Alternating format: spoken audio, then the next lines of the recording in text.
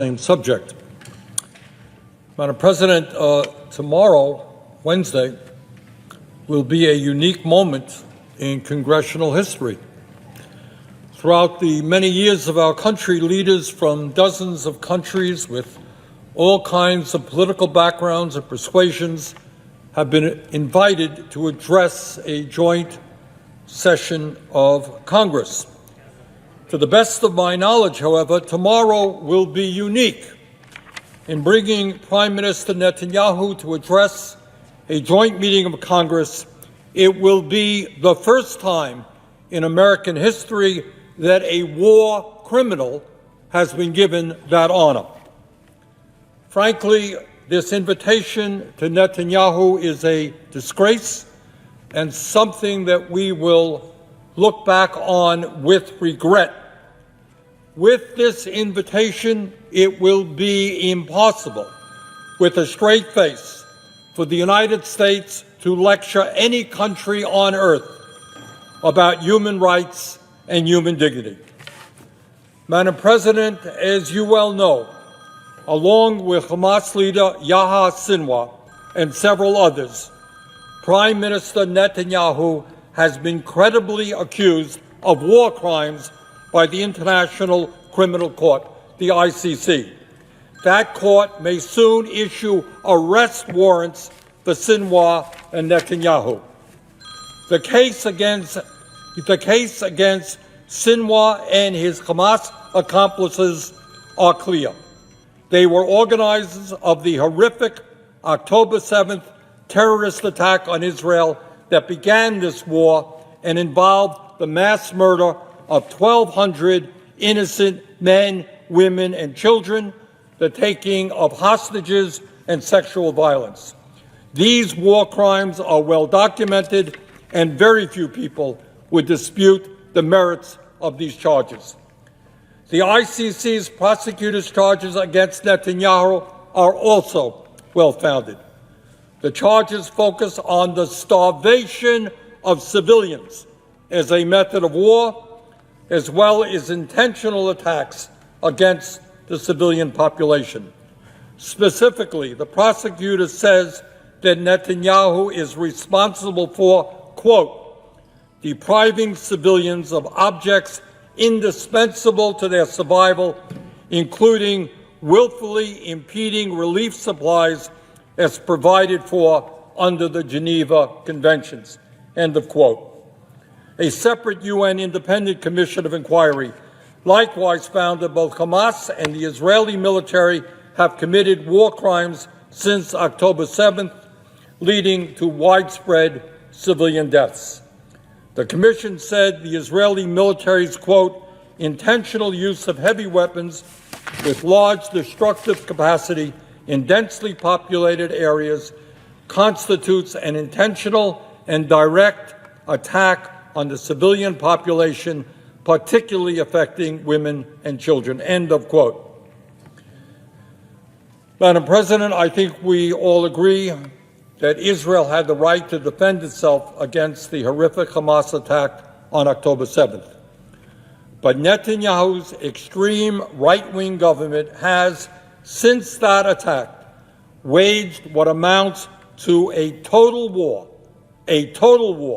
against the entire Palestinian people, making life unlivable in Gaza and killing tens of thousands.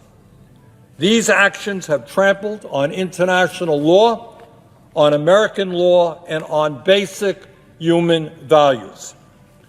Madam President, I understand that the mass media and many of us in Congress have been preoccupied in recent weeks with the awful assassination attempt against former President Trump and the changes at the top of the Democratic presidential ticket. But while all that is going on, it is absolutely irresponsible for us to turn our backs on one of the worst humanitarian disasters in modern history, especially when that disaster has been aided and abetted by U.S. taxpayer dollars and weapons. In other words, it's not just the Israeli government, it is us and our money and our weaponry as well. Madam President, let us be clear. Let us be very clear as to what is going on in Gaza right now. Since this war began, among a population of 2.2 million people, at least 39,000 Palestinians have been killed and 89,000 injured, 60% of whom are women, children, or elderly people. Most observers believe that the death toll is much higher because thousands of people remain buried under the mountains of rubble. Their bodies have not yet been recovered. Madam President, some 1.9 million people out of a population of 2.2 million have been driven from their homes. 90% of the population. Take a deep breath. 90% of the population driven from their homes. The vast majority of these desperate and poor people have now been displaced not once, not twice, but in some cases 4 or 5 times, herded around like cattle. Just yesterday, Israel announced another evacuation order for Khan Yunis, and 150,000 people were forced to flee on a moment's notice. Just yesterday. Madam President, when we talk about housing in Gaza, it's not just that people have been displaced time and time again. More than 60% of Gaza's housing has been damaged or destroyed, including 221,000 housing units that have been completely destroyed. Where are these people going to go to if and when this war ever ends? And with that housing destruction, more than 1 million people remain permanently homeless. Entire neighborhoods have been wiped out. Today, more than 1 million Palestinians, almost half of the population of Gaza, are living in tents, trying to find shelter, trying to find protection from the intense summer heat in that area. But, Madam President, it is not just the housing that has been destroyed. Gaza's civilian infrastructure has also been devastated. Water and sewage systems have been made inoperable, and the result, raw sewage is running through the streets of Gaza, spreading disease, and there is very little clean water. Many roads are impassable, and there is virtually no electricity now in Gaza. But it's not just the housing that's been destroyed, not just the infrastructure that has been destroyed. Madam President, Gaza had 12 universities, schools of higher learning. Every single one of those universities has been bombed. And 88% of all school buildings have been damaged. In other words, under Mr. Netanyahu's leadership, the entire educational system in Gaza has been annihilated. In fact, 540 people have been killed while sheltering in UN schools. But, Madam President, it's not just the housing that's been destroyed, not just the infrastructure of Gaza that has been destroyed, not just the educational system which has been destroyed.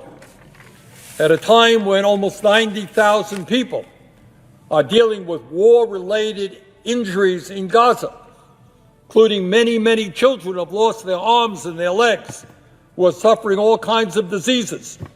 The healthcare system in Gaza has been systematically obliterated. 21 of Gaza's 36 hospitals are completely out of service, and the remainder can only partially function. The World Health Organization has recorded more than 1,000 attacks on healthcare facilities since October 7th. As a result, disease is spreading due to shortages of clean water, sanitation, and hygiene. Cases of hepatitis, dysentery, and other infections are on the rise, and cases of polio have now been detected. Malnourished women struggle to breastfeed their newborns. Formula is inaccessible, and even when available, cannot be used without reliable sources of clean water. So the tiniest children and their mothers suffer as a result. But, Madam President, it's not just the displacement of 1.9 million people. It's not just the mass destruction of housing. It's not just the obliteration of the infrastructure. It's not just the destruction of the educational system. It's not just the annihilation of the healthcare system in Gaza that we are seeing. It is even worse than that. And I hope that my colleagues who attend Mr. Netanyahu's remarks on Wednesday remember this as they rise time and time again to give him standing ovations. As a result of Israeli restrictions on humanitarian aid, people in Gaza are now starving to death. So remember, when people stand up and applaud, children, women, innocent people in Gaza are now starving to death. According to the best available research, drawing on leading experts from the UN and other aid organizations around the world, some 495,000 Palestinians face starvation. These groups estimate that more than 50,000 children require treatment for acute malnutrition and are at risk of starving to death. At least 30 documented, and I suspect it's a lot higher number than that, have already starved to death. So when you stand up and applaud that guy, remember the starving children that he has created. But even those who get the life-saving care they need, the children, will carry the scars of this disaster for the rest of their lives. As every psychologist will tell you, a child's brain develops fastest in the first 2 years of life, and childhood malnutrition does lifelong cognitive and physical damage. That is what Netanyahu is doing to the children of Gaza. And I would ask my colleagues to stop for a moment and also think about the psychological damage this war has done to the children there. Imagine being a child living with the constant buzzing of drones above your head, wondering whether those drones are going to rain fire and bullets onto your home, wondering if they might strike you at any moment. Imagine being a little 5-year-old, witnessing your relatives killed, your neighborhood destroyed. Think about being a 10-year-old, going hungry night after night and searching around for water and for food to survive. Think about being pushed from one place to another, not knowing where you'll be tomorrow, carrying your little belongings, your few belongings through streets, running with sewage amid piles of rubble and trash. That is what Mr. Netanyahu, the man Congress is honoring tomorrow, has done to the children of Gaza. According to the UN and virtually every humanitarian organization functioning in Gaza, Israel has intentionally blocked humanitarian aid, including food, water, and medical supplies, from reaching the desperate people in Gaza. And let us be clear, there is no excuse for this. Blocking humanitarian aid, killing aid workers, and creating the conditions for starvation. These are not only acts of extreme cruelty, but they are clear violations of both U.S. and international law. They are war crimes. They are war crimes. And Netanyahu heads the government that has enacted these policies. So tomorrow, Madam President, when Netanyahu comes before Congress, I hope that for 1 second, the members who attend will focus just for a second on the starving children in Gaza. I hope while they applaud that they will think about the hundreds of aid workers killed, the dozens of hospitals bombed, the housing destroyed, and the universities obliterated. Madam President, when Mr. Netanyahu rises to speak tomorrow, I also hope that my colleagues remember that all this death and destruction is not just the unfortunate byproduct of a brutal war. Revenge and destruction are the explicit policy of Netanyahu's extremist right-wing government. 2 days into the war, 2 days after October 7th, Israeli Defense Minister Yoav Gallant said, quote, this is a direct quote, "I have ordered a complete siege on the Gaza Strip. There will be no electricity, no food, no fuel. Everything is closed. We are fighting human animals, and we are acting accordingly." End of quote. And that is exactly how they have pursued this war. They define the Palestinian people as human animals. And tragically, they have acted consistent with that view. Madam President, let us remember and understand that the Israel of today is not the Israel of the past. It is now run by a right-wing extremist government. National Security Minister Itamar Ben-Gvir, the man who oversees the police, has long advocated for the forcible expulsion of Palestinians from the region. Finance Minister Bezalel Smotrich, the man responsible for the occupied West Bank, is also an extreme racist and has called for the expulsion of Palestinians from the land. He has called for segregated hospital wards for Jews and Arabs because, quote, "Arabs are my enemies," end of quote. And that is the man who is in charge of the occupied West Bank. And that is the current Israeli finance minister as well.